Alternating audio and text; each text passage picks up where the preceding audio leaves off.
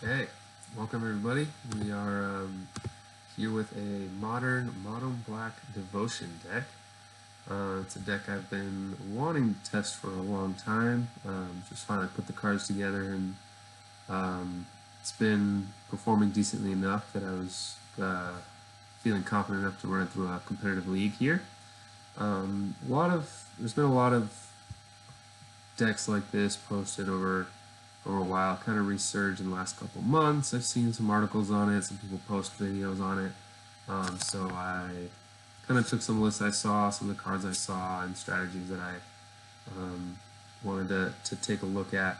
But this is my version of it. So basically, the benefits obviously here are the mana. Staying mono black mana is really easy, and we'll get to that in a minute. But it does let you play some pretty powerful value cards like Geralt's Messenger, Gatekeeper Malakir. Obviously, you got Lilies and your other good black interactive spells, Fatal Push, Inquisition, Thoughtseize.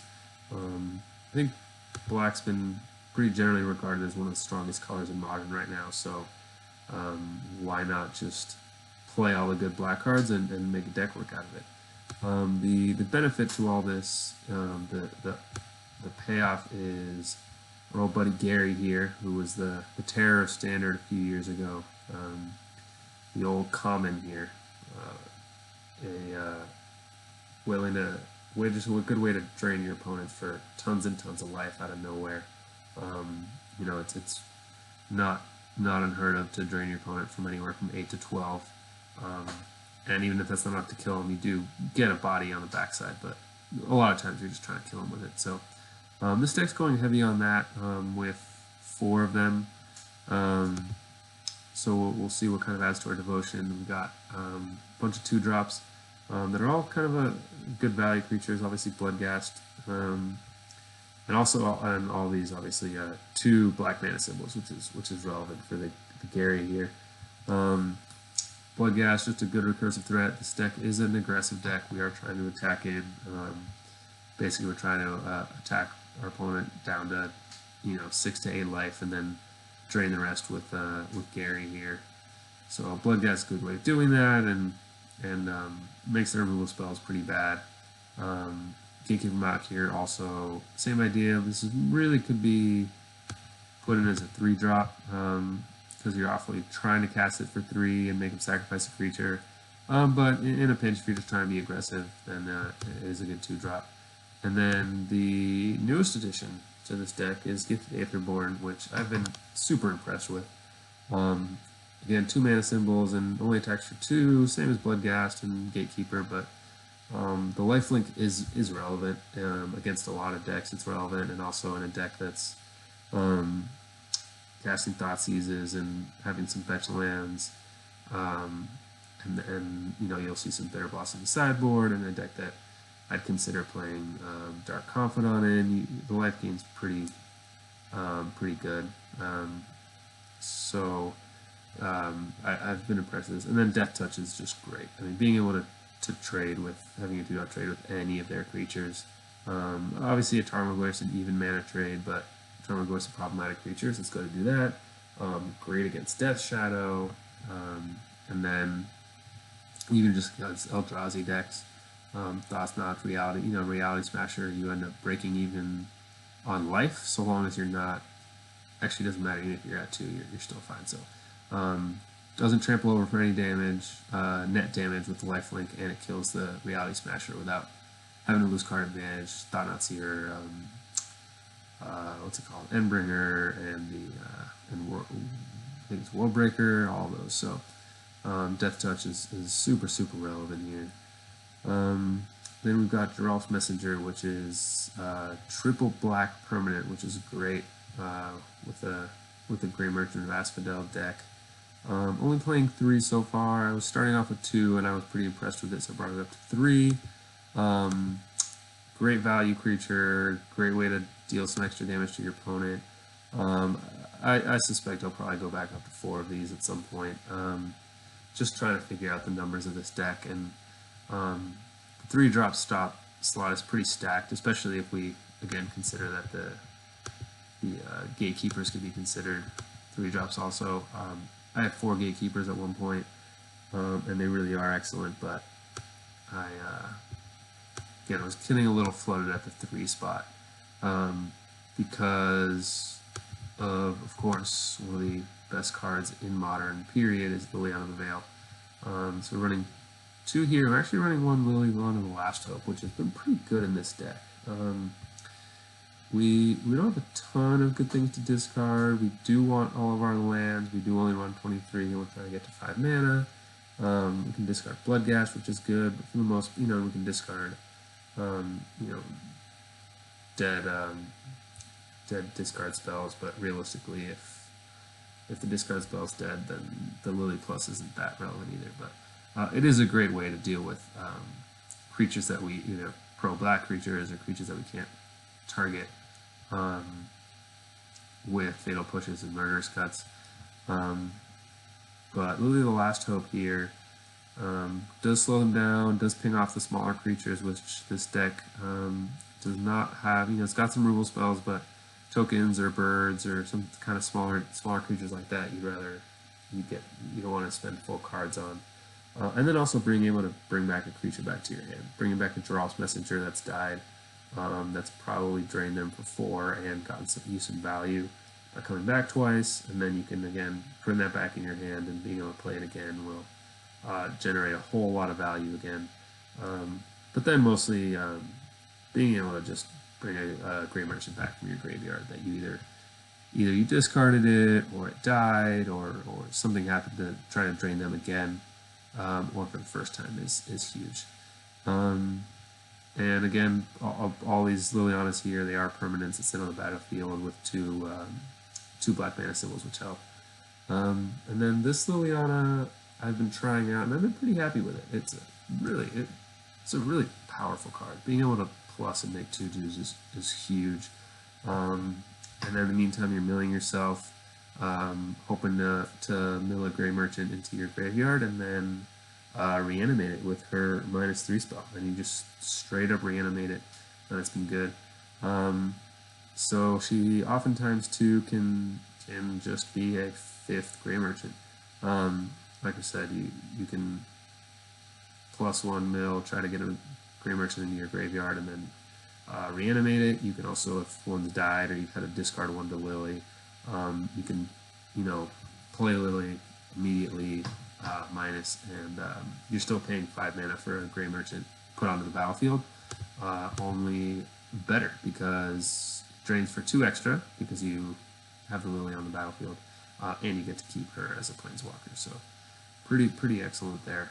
I have been happy with Liliana, and this deck really is trying to maximize the Grey Merchant, so having 5 of them is good. And then I am running a 3rd Liliana Veil on the sideboard.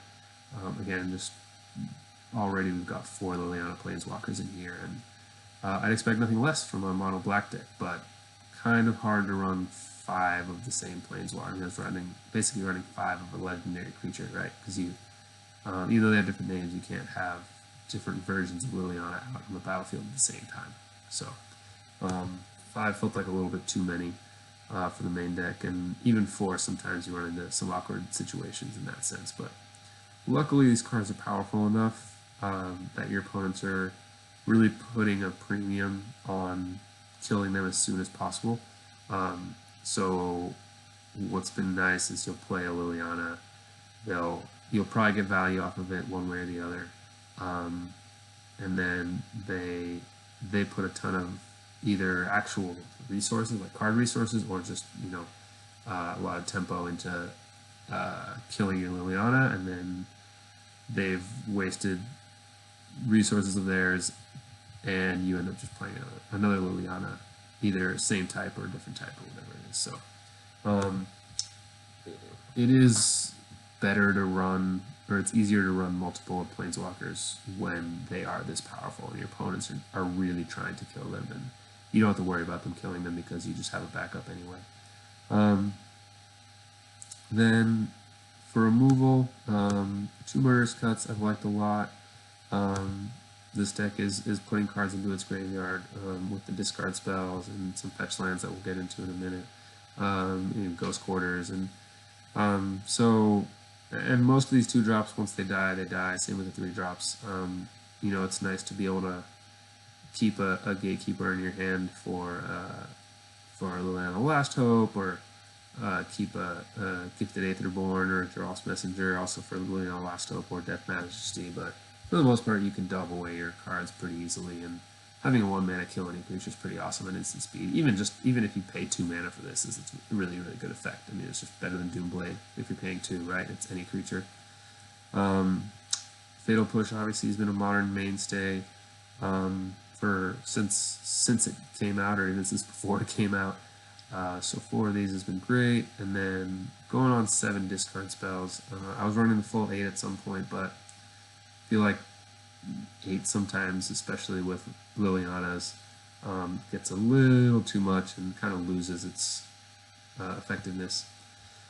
As far as the mana base here, messing around with some, obviously, when you're all 1 mana, you have the benefit of playing some utility lands. The hard part has been that this deck really is very mana intensive, mana heavy. You want to cast multiple black spells in a turn. We have 8 2-drops that require double black, which isn't such a big deal. But we also have 3, 4, 6 3-drops if you include the Gatekeepers that require triple black mana. So that's pretty tough. So if you look here, we've got 3 Ghost Quarters, which means we have 20 black sources, which should be enough, but sometimes those Ghost Quarters are pretty awkward still, so I'm going to see what happens there. But it does seem like kind of a waste to be a monocolored deck and not play some of our utility lands. Leech-Ridden Swamps was a late addition, and I've liked it. The tapped thing isn't too bad. We are only running 2 because of it. But again, this is a deck that's trying to attack early, trying to drain with Dross Messenger, trying to drain with Gary. So having another way to a little more reach really, really adds up nicely in this deck, and being able to drain them is great. And given we've got some enchantments and some Planeswalkers and Bloodghast that keep going back, having 2 black permanents on the battlefield is not too much to ask for. And then we're playing 6 fetch lands. For now, I don't know if this is too many, too little, and whatnot, but a few reasons for this, and it's not for deck thinning. Again, there's been, I think Frank Karsten's done run the numbers on it and shown us that deck thinning is not really a thing. Mostly it is for Fatal Push to trigger Revolt, be able to kill a bigger creature. It's also useful to bring your Bloodghasts back from the graveyard at the end of your opponent's turn to work around a Sweeper or an Anger of the Gods. I mean, obviously, still a Sweeper, but specifically Anger of the Gods is pretty problematic for Bloodghasts. And then also makes your Murderous Cuts cheaper as well. So, and the life loss hasn't been too bad, given we've got the Gifted Aetherborns and the Grey Merchants that'll gain you some life back eventually. So I do think it's worth playing the fetch lands, and it's possible it's worth paying 8. Who knows? The one card I didn't touch on quite yet is Underworld Connections. Again, another long game card here. We are trying to beat down fairly early with some problematic creatures, and then including the Dross Messengers, and then burn them out later with the Grey Merchant. But these cards are strong, but there's nothing inherently super powerful. And other than the Planeswalkers, we're not getting a ton of card advantage. Again, the Bloodghasts can, and the Dross Messengers can, but I wanted to add something else to give us a little more card advantage. And mostly, having a difficult to deal with permanent on the battlefield that's adding black mana symbols for Grey Merchant is pretty useful. There is an argument for Phyrexian Arena here. Obviously, it's not strictly better. It's better that it doesn't cost you any mana, whereas the Underworld Connection costs you tapping the land that you put it on. However, in a longer game, which is when you want these cards, the life loss really can add up. You know, if your thought seizing, fetch landing, and if your opponent's, you know, killing your gifted Aetherborns before they land, or before they want to take a hit, or kind of keeping your board clear so the Grey Merchant doesn't drain you for a lot. Having the arena drain you for one every turn, and without having a choice, can be pretty risky, so having the Underworld Connections just allows you to choose if you want to take the life loss or not. Same thing in those same matches, I've liked Blitter Blossom a lot, so to have too many of this kind of Phyrexian Arena, Bitter Blossom type effect that you can't control is a little risky, so that's why I've opted for Underworld Connections, but I could easily be wrong there. Some other omissions that a lot of the decks run are Relentless Dead, which is again similar to Bloodghast, and that is just a difficult to deal with creature, but really not all that exciting. You know, Gifted Aetherborn attacks through things, Gatekeeper kills creatures, and it comes into play. So Relentless Dead and Bloodghast are a little harder, and I've just kind of found with Relentless Dead that you need to keep more mana open than you want to do for this deck. This deck is definitely a tap out deck. The only instance it runs are 1 mana, which is pretty easy to hold up. So having to hold up mana for the Relentless Dead is kind of tough. So I've liked Bloodghast better and the rest of the 2-drops. And then of course the big daddy Phyrexian Obliterator. 4 black mana symbols, 4 black mana to cast. It's that card is definitely a house, and I've obviously considered it. You'd have to be crazy not to consider that card when running a mono black deck of any variety, especially with Grey Merchant. But I've kind of found that just putting all your eggs in one big basket like that doesn't pay off quite as well in this format right now. People are playing a lot of removal spells, especially with Death Shadows running around and Tarmogoyfs and people being beaten down, and Eldrazi Tron type creatures. So people can deal with a big creature before it gets its value, before it attacks in even the first time. So playing these cheaper, faster value creatures, I think, has been a little bit better. But again, we're playing these games out so we can test out the deck and see when something may be indicated to be a little better. Sideboards is kind of all over the place, just a mishmash of good black sideboard cards. Talked about Bitter Blossom, Surgical Extraction is great, Collective Brutality is great against many decks. Got our last Liliana, got a couple Damnations, which is great. Again, especially for us in a deck with a lot of Planeswalkers, Underworld Connections, Bloodghast, and Geralt's Messengers. Damnation's just really good, and could even be a main deck consideration, but I think I've liked just the Murderous Cuts for now. Kalitas is a great card against a lot of decks, Dredge, and even just creature decks. Just having a 3/4 lifelink's great, and then if you manage to play Kalitas, and then Fatal Push one of their creatures, is just a ton of value there. Whip of Erebos, again, was a big part of the standard Grey Merchant decks when they were around. It's really just best to whip back a Grey Merchant. Obviously, it'd be great to whip back an Obliterator as well, and maybe that's when this card will be better. So far, it's not been great. I think I've liked Liliana, Death's Majesty, the new one, just better because it recurs a Grey Merchant, and you really only need to do it once. If you're having to do this multiple times, something's probably wrong. But you know, Bloodghast is already coming back from the graveyard. Gifted Aetherborn already has lifelink, and you can bring it back, but it's not that exciting. Gatekeeper Malakir is a cast trigger, so this doesn't work on it. And Geralt's Messenger comes in the battlefield tapped, so you cannot bring it back and have it attack. You can bring it back and have it drain for 2, but it will not be able to then attack, which is kind of unfortunate. So it really is to either drain them for 2 with the Messenger, or attack them for 2, you know, the 2/3 Death Touch with the Gifted Aetherborn. But primarily the goal is to whip back a Grey Merchant. So we'll see if it's good enough in this deck, or if it, you know, this is just needs to be in a version that's playing the Obliterators and the Grey Merchants. And then was it Never to Return is just a card that I've been wanting to try out in Modern a little bit more. Killing Planeswalkers is pretty relevant, and then being able to get a card or a half card or just an inefficient card's value out of the backside of this is good. Mostly against Tron decks, like Karns and Ugins are pretty problematic type creatures.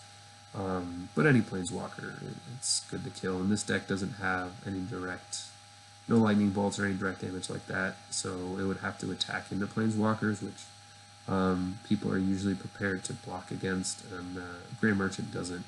Again, it's life loss, it doesn't hit the Planeswalkers, so having something to hit that is good, but I'm not sure about this card yet. And then Flixing Revokers is just a Pithing Needle that attacks. It's possible I just need Pithing Needles instead, but for the most part, this deck makes opponents' removal spells pretty bad.